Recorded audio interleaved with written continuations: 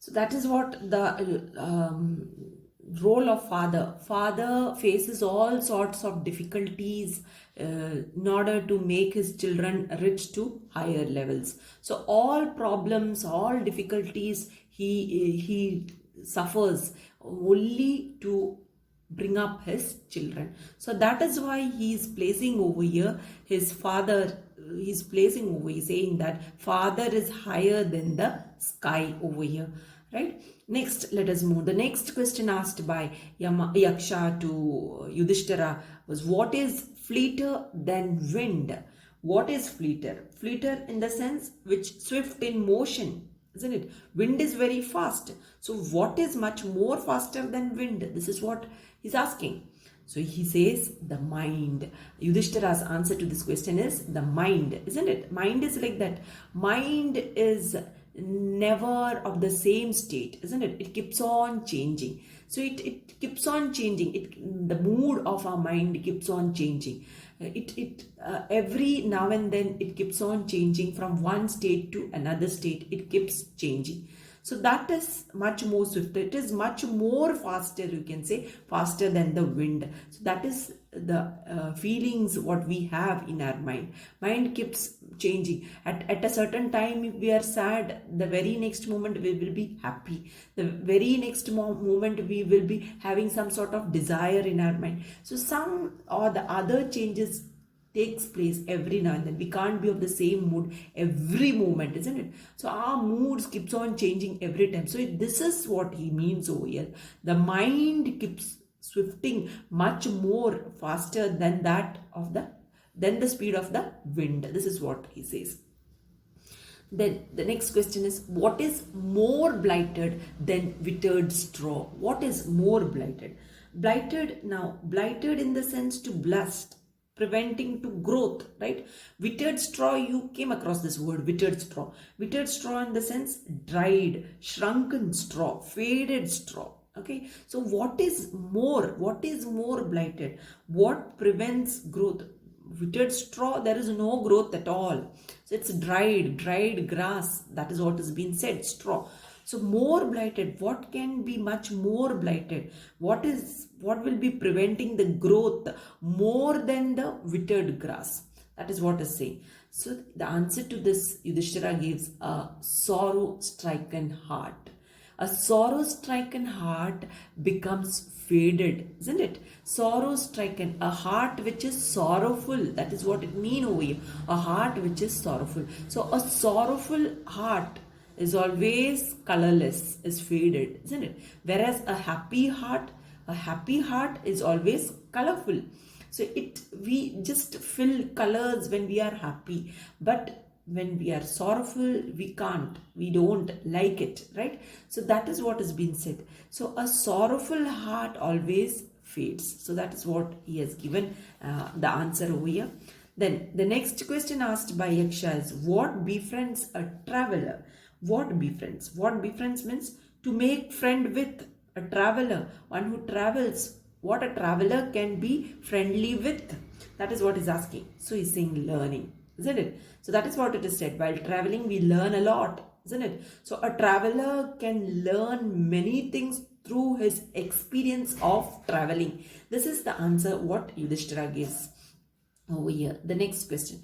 Who accompanies a man in death? This is an interesting question asked by Yaksha over here. Who accompanies? Who comes along with a human being, with a person when he is dead? That is what is asking. Who comes? Who comes along? Who accompanies a man in death? Anybody. We have many friends when we are on earth. We have family members, we have relatives, mother, father, brother, sister, children, everyone, isn't it? That is what the Yaksha is asking. Who accompanies? Who comes along with a human being when he is dead?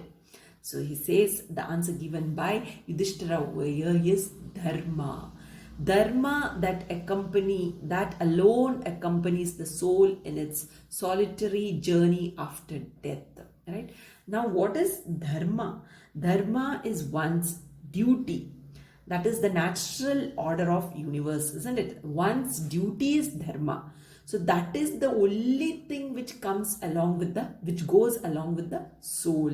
That alone accompanies the soul in its solitary journey after death. The solitary journey in the sense lonely journey, alone, isn't it? Loneliness, alone, lonely journey after death. So when one goes alone, what accompanies the soul is his duty. That is why it is said, always when you are on earth, do your duties well. So if you do your dharma, that is your duties, one's duty, if the duty is performed well, then this is the thing which is going to accompany you. Nothing else, nothing else. The wealth, whatever you see in and around, nothing else comes along with you when you go back. When the soul returns, it is the duty which the soul carries. This is believed in all religion, and this is what we follow in almost all the religion, isn't it? Whichever religion we follow, we say that we should be right in our duties. We have to fulfill our duties well. Whatever duties are given to us, we have to fulfill. As children, we have the duty of learning, isn't it? Am I right? As parents, we have the duty of nurturing the children, taking care of them, being good to others. These are all our duties, isn't it? So doing good is the right duty. So that we have to fulfill. So doing our duties well, correctly at the given time to fulfill it, that is the right thing. We have to fulfill all our duties at the stipulated time. So that is what we have to do. So this is what is going to accompany the soul when the soul goes all alone, when the soul is in its lonely journey after death. After death, the soul goes all alone. The soul never takes the friend's soul or parent soul or children's soul along with it. It goes all alone. So when the soul goes all alone, when it is on its journey of death, it takes along with it takes the only thing, that is dharma. So that is what it takes. So we have to be always conscious about dharma. This is what Yudhishthira is answering through this particular question, right? Which is the biggest vessel? So the question asked over here by Yama, which is Yaksha, which is the biggest vessel? So on this, Yudhishthira replies, the earth, which contains all within itself, is the greatest vessel, isn't it? The earth is the greatest vessel. It contains so many things in it. Human life, everything, isn't it? Plants, animals, the mountains, everything, the rivers, oceans, seas, everything is on it. So this is the biggest vessel which contains all within itself. So that is an apt answer to this particular question. Let us move to the next. The next question asked by Yaksha is, what is happiness? Now on this, Yudhishthira replies, happiness is the result of good conduct. So whatever good things you do, out of it you get happiness, isn't it? So however you perform whatever good duty you perform, based on that your happiness increases. This is what Yudhishthira answers. Happiness is the result of good conduct. So if it is a bad conduct, you will never get happiness out of it. Bad conduct, you will end up in sadness, isn't it? That will be the outcome of it is always sorrowful. So you should be always the result of a good conduct is always happiness. So you should be always doing good things in your life. This is what has been said, what has been answered over here. What is that abandoning which man becomes loved by all? Abandoning in the sense leaving aside. So abandoning, leaving aside, leaving something aside. What is that? So what is the thing which, if you leave aside, which man becomes loved by all? If you leave it aside, then everyone will love you. What is it? That is pride. So once if you abandon your pride, then that person will be loved by all. So you have to keep your pride aside. You should not feel that you are great, you are greater than the others. If you have that type of feeling, you can never be loved by all. Nobody will love you, nobody. So you should be always down to earth, right? So if one is down to earth, then that person will be loved by everyone. This is what has been spoken over here. Then the next question is, what is the loss which yields joy and not sorrow? What is the loss? When something loses, which yields joy, which gives you joy and not sorrow, you don't become sad. What is it? When you lose it, it gives you joy, enjoyment in life and not sorrow. What is it? So on this, Yudhishthira answers, anger. Giving it up, we will no longer be subject to sorrow. So we soon become angry in life, isn't it? So if you give up anger, then if you give up anger, you will never be subject to sorrow. Anger always leads to sorrowful things in life, isn't it? So anger can never give one happiness. So that is what is being said. So that is, obviously it's a human nature. Only thing we can control it. Everybody becomes angry, isn't it? Some or the other time it just erupts like anything. So if you just give it up, then you can never be subject to sorrow. You can never be sorrowful. You will be having a happy life. So this is what he says over here. So anger is the thing, he says, if it is given up, then you will only yield joy. You will only have happiness in your life, not sorrow.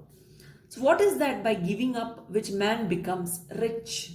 So if you give up something, what is that? If you give it up, if you leave it off, then you will become rich. The answer is desire by Yudhishthira. He says desire. Getting rid of it, man becomes wealthy, isn't it? The wants of human being is unlimited. We have often heard this, isn't it?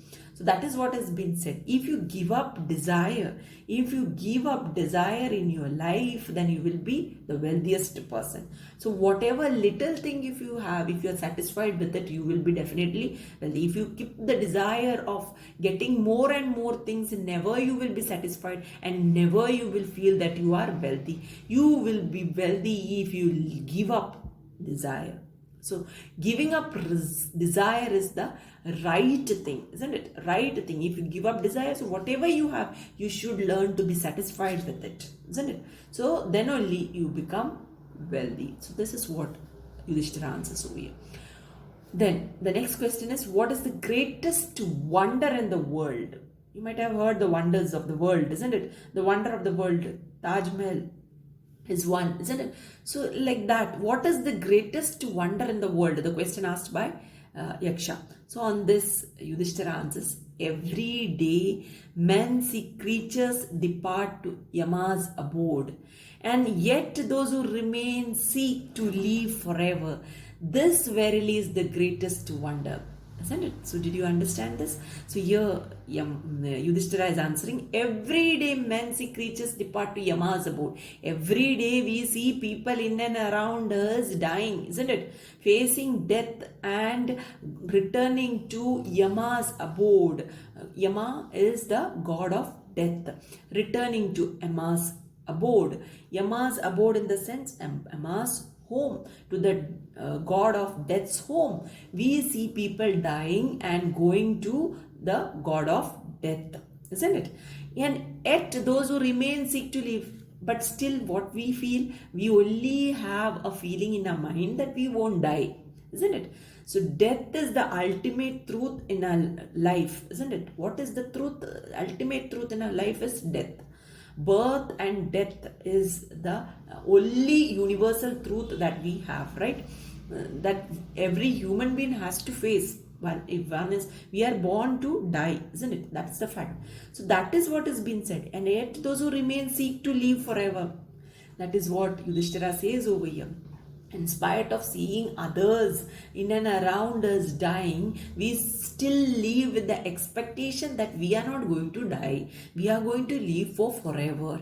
That is the belief what each and every human being have, isn't it? Each and every one of us has this feeling that we will never die in our life. The truth is that we are all born to die, isn't it? But still we have the feeling that we will live for forever. This verily is the greatest wonder. So he says, this is certainly this way of thinking is the greatest wonder. This is what Yudhishthira says, answers to Yaksha. Thus the Yaksha posed many questions and Yudhishthira answered them all. And Yaksha went on asking many questions like this and Yudhishthira answered them all. Then the Yaksha said, I am pleased with you of wisdom, Yudhishthira. I will bring all your brothers to life. It was Yama, the lord of death, who had taken the form of the deer and the Yaksha so that he could test Yudhishthira. So you can see over here. So then the Yaksha said, I am pleased. This is what he told. I am happy with your wisdom. Whose wisdom? Yudhishthira. Yudhishthira was a wise man, right? So he was very happy. That is why he was able to answer everything in a good way, right? So that is why Yaksha says, I am very pleased with your wisdom. Yudhishthira, he says, I will bring. So he promises Yudhishthira that he will bring all his brothers back to life. So it was Yama. Who was this? In the form of Yaksha, it was Yama, the lord of death. It was Yama, the lord of death, who has taken the form of Yaksha, and he came over here. And who had also taken the form of the deer. You had seen the magical deer in the beginning, isn't it? We heard about it. So that deer was also the same lord of death. And following that deer, they reached to the river, and here they saw Yaksha first. The other four only heard the voice of Yaksha, and Yudhishthira saw Yaksha so that he could test Yudhishthira. So he had taken this form to test Yudhishthira. Then he was very happy, very pleased with Yudhishthira. He embraced Yudhishthira and blessed him. He embraced him, he hugged him, and he blessed him. Okay, he blessed Yudhishthira. Yama said, only a few days remain to complete the stipulated period of your exile in the forest. So Yama said, only a few days, some few more days are remaining to complete the as per the agreement. That is what the stipulated period, the agreement made by the Kauravas, isn't it? So as per the agreement made for their exile, there is only a few more days left for them to spend in the forest. The 13th year will also pass by. So Yaksha told the 13th year also will pass by. None of your enemies will be able to discover you. So that is what he said. None of your enemies. I told you in the very beginning, the 13th year they had to live a life wherein their enemies should not be able to discover them. So that is what he's saying. None of your enemies will be able to discover you. So your enemies won't be able to discover you in the form you will be. That is what he assures him. You will successfully fulfill your undertaking, and saying this, he disappeared, right? So he said, okay, you will be successfully fulfilling your undertaking. So the promise, whatever you are following right now, so that you will be successfully doing, and there the god of death disappears. The Pandavas had no doubt to pass through all sorts of troubles during their exile, but the gains too were not inconsiderable. So this I told you when I began with this lesson itself. I told you they had to face a lot of difficulties, lot of problems they had to go through when they were in exile.